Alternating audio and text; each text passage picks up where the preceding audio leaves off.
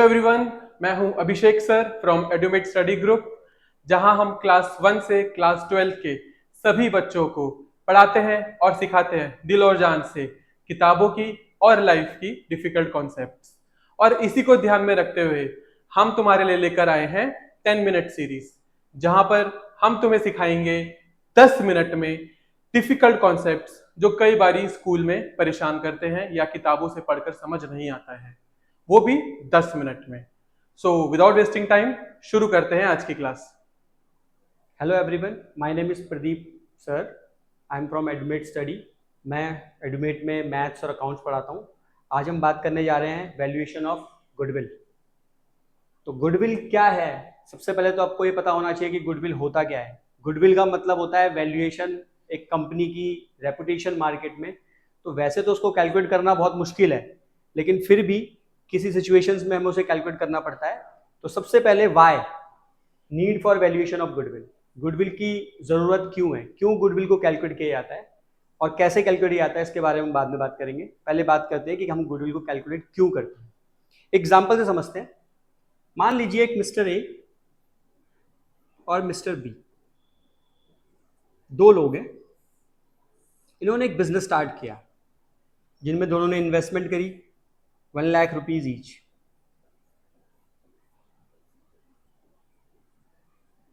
और ये अप्रोच करते हैं अपने एक फ्रेंड सी को कि वो भी बिजनेस में इनका एक पार्टनर बन जाए जब उन्होंने बिजनेस स्टार्ट किया।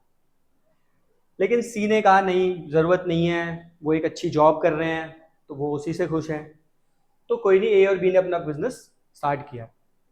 अब शुरू में जब बिजनेस स्टार्ट होता है तो बिजनेस के 3 फेसेस होते हैं। जब बिजनेस स्टार्ट करते हैं तो बिजनेस के 3 फेसेस होते हैं: सर्वाइवल, प्रॉफिट एंड ग्रोथ।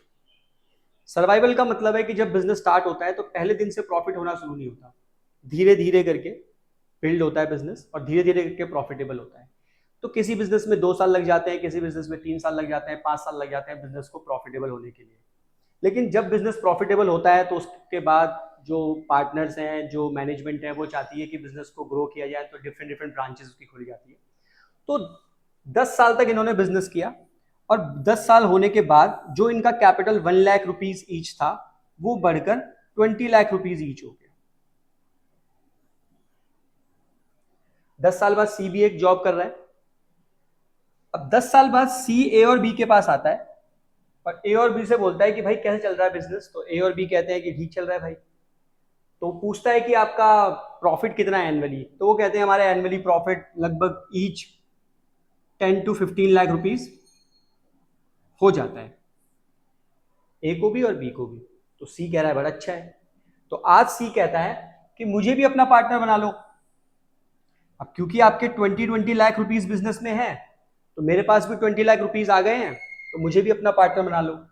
तो क्या लगता है, ए और बी को सी को पार्टनर बनाना चाहिए? नहीं। क्यों? क्योंकि जो ए और बी ने 10 साल की मेहनत करी बिजनेस को बिल्ड करने में, जो सर्वाइवल फेस, जो शुरुआत में बिजनेस में सर्वाइवल होता है, वो सर्वाइवल फेस सी ने फेस नहीं किया, सिर्फ ए और बी ने फेस किया। शुरू में लॉसेस भी हुए, बिजनेस में मोमेंटम चाहिए होता है, मोमेंटम नहीं मिला, शुरू में लॉसेस हुए। बिजनेस को ट्रैक पे लाने के लिए उनको 2-4 साल लग गए, हैवी लॉसेस हुए, दोनों ने उसको सर्वाइव किया। धीरे धीरे करके जब बिजनेस प्रॉफिटेबल हुआ और जब आप ग्रोथ की लाइन पे है तो सी को लगता है कि अब सब कुछ पका पकाया है, उसको मिल जाएगा। तो ऐसा नहीं होता है। सी को बिजनेस में एंटर करने के लिए अपना एक कैपिटल इन्वेस्टमेंट करना पड़ता है, जो उसका ओन इन्वेस्टमेंट है, और साथ में उसको बिजनेस की गुडविल पे करनी पड़ती है।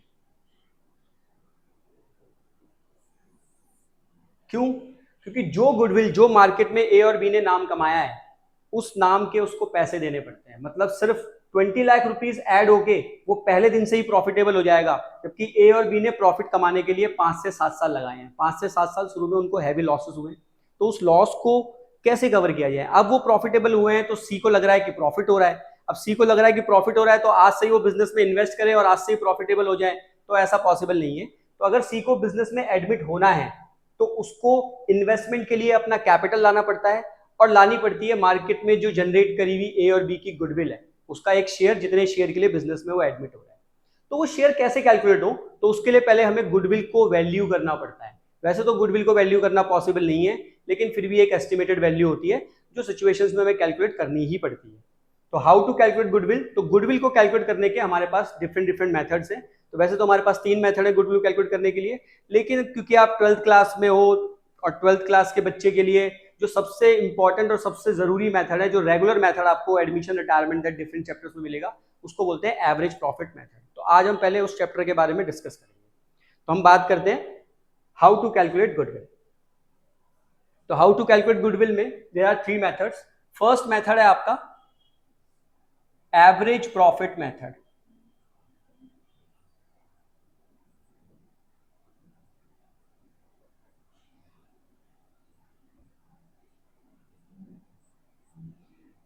लॉजिकली वैसे ये मेथड जो है वो रेगुलर एग्जाम के लिए तो सही है, लेकिन एक पर्टिकुलर लाइफ में जो सेकंड मेथड है आपका सुपर प्रॉफिट मेथड, वो मेथड ज्यादा सूटेबल होता है कैलकुलेशन ऑफ गुडविल के लिए।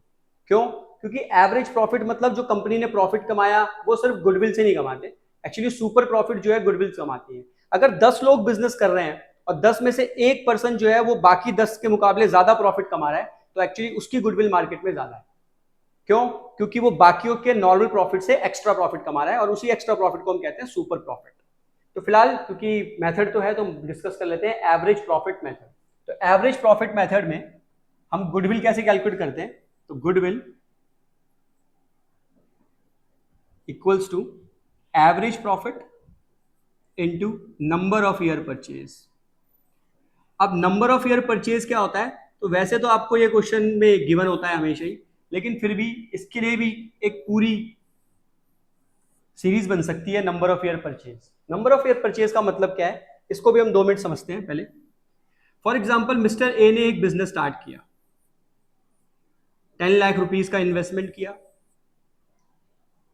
और 10 साल बाद उसका इन्वेस्टमेंट 50 लाख रुपीज हो गया। यानी उसका जो मार्केट में जो, मान लो एक शॉप खरीदी उसने, एक स्टेशनरी की शॉप, एक सिंपल सी एग्जांपल लेते हैं, एक स्टेशनरी की शॉप खरीदी, स्टेशनरी की शॉप में 10 लाख रुपए लगाए, धीरे धीरे करके उसने अपना बिजनेस बढ़ाया, स्टेशनरी की शॉप में थोड़ा सा इन्वेस्टमेंट ज्यादा किया, गुड्स ज्यादा भरे, आज 50 लाख रुपीज उसका इन्वेस्टमेंट है और अच्छा खासा बिजनेस चल रहा है।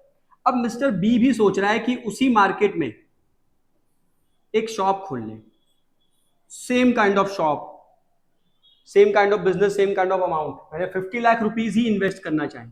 तो क्या लगता है कि अगर ये भी 50 लाख रुपए इन्वेस्ट करके बैठा हुआ है और ये भी आज के दिन 50 लाख रुपए लगा के सेम बिजनेस खोल ले, तो जितना प्रॉफिट ये अर्न कर रहा है क्या उतना प्रॉफिट ये अर्न कर पाएगा पहले दिन से?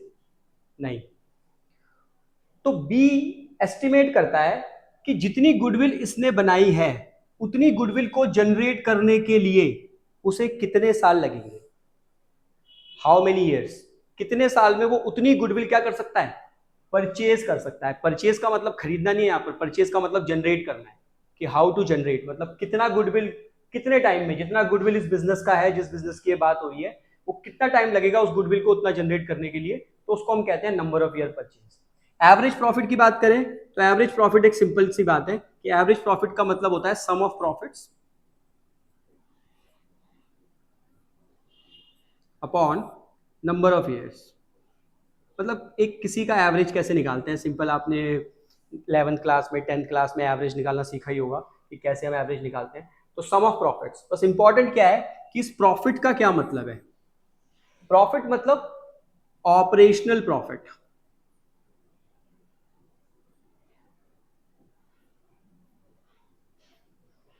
अब ये ऑपरेशनल प्रॉफिट क्या होता है? ऑपरेशनल प्रॉफिट मतलब उस बिजनेस से जनरेट किया हुआ प्रॉफिट।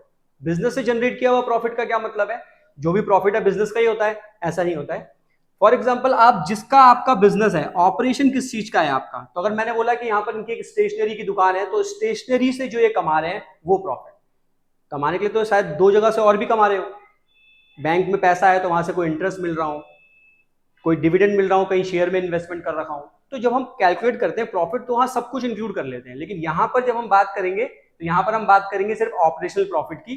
तो यहां पर जब भी हम एवरेज प्रॉफिट को कैलकुलेट करते हैं तो सम ऑफ प्रॉफिट में वो जो प्रॉफिट होता है वो हमेशा ऑपरेशनल प्रॉफिट होना चाहिए, क्योंकि हम बिजनेस की गुडविल निकाल रहे हैं, पर्सन की गुडविल नहीं निकाल रहे, उस बिजनेस का। तो उस बिजनेस से जो जनरेट किया हुआ प्रॉफिट है उसी प्रॉफिट को हम यहां पर लेते हैं। तो sum of profit divide by number of years, यानी कितने साल आपको गिवन है, कितने साल का प्रॉफिट आपको गिवन है, और फिर हम गुडविल क्या हो जाती है हमारी, कैलकुलेट हो जाती है। तो इसके लिए एग्जाम्पल समझते हैं हम। A and B are partners in the ratio of 3:2. They admit C. Assume कर रहे हैं कि यहां पर एक एडमिशन है, एडमिट सी को बिजनेस में एडमिट कर रहे हैं। तो यहां पर हमें गुडविल कैलकुलेट करनी है, goodwill of the firm.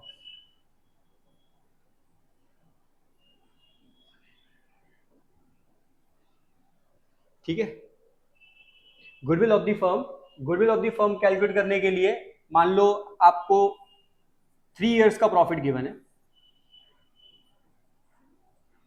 1 lakh, 2 lakh, 3 lakh.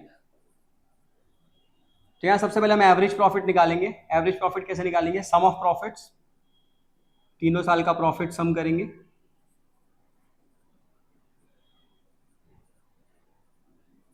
Divided by 3, तो ये एवरेज प्रॉफिट आ जाएगा आपका 2 लाख। और गुडविल को कैलकुलेट करने के, जैसे मैंने आपको कहा, गुडविल का फॉर्मूला होता है goodwill equals to average profit into number of year purchase. तो एवरेज प्रॉफिट जैसे हमने निकाला 2 lakh into number of year purchase, ये आपको क्वेश्चन में गिवन होता है। फॉर एग्जांपल इसमें मैंने 5 मान लिया, तो ये हो गया 10 लाख। तो 10 लाख हो गई फर्म की गुडविल। तो जितने भी शेयर के लिए सी एडमिट होगा वो उतनी गुडविल लेके आएगा। तो 10 लाख सी को लाने की जरूरत नहीं है। सी अगर 1/5 शेयर के लिए एडमिट हो रहा है तो सी को सिर्फ 1/5 पार्ट ही लाना पड़ेगा गुडविल का।